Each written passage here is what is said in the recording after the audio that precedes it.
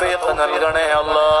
വർഷങ്ങളായി റബ്ബേ അതേ സൗദി അറേബ്യയും ഖത്തറും അടങ്ങുന്ന രാജ്യങ്ങൾ, പല മുസ്ലിം രാജ്യങ്ങളും പരസ്പരം പിണങ്ങിക്കഴിയുകയാണ്.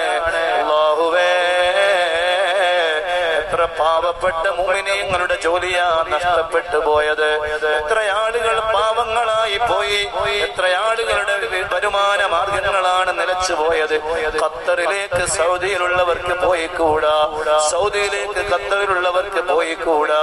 അങ്ങോട്ടും ഇങ്ങോട്ടും കച്ചവടാതെ വിനിമയങ്ങൾ നടക്കുന്നില്ല. വല്ലാത്ത പ്രതിസന്ധിയിലാണ്.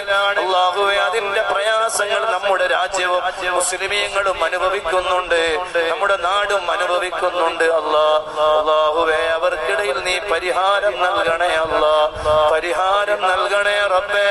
ഇരു രാജ്യങ്ങൾക്കിടയിലും നീ ഐക്യം നൽകണം റഹ്മാനെ, ഐക്യം നൽകണേ അല്ലാഹ്. പഴയ കാലാവസ്ഥ നീ തിരിച്ചു കൊണ്ടുവരണേ അല്ലാഹ്. അമേരിക്കയുടെ പ്രസിഡന്റിന്റെ ബുദ്ധിയിൽ നിന്നുണ്ടായതാണല്ലോ ആ വലിയ പ്രവർത്തനം.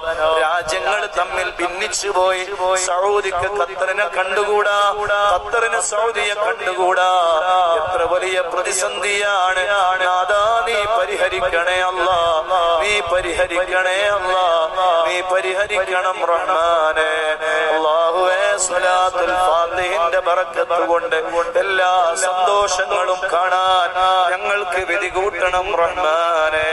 ഒരു ദിവസം ഞങ്ങൾ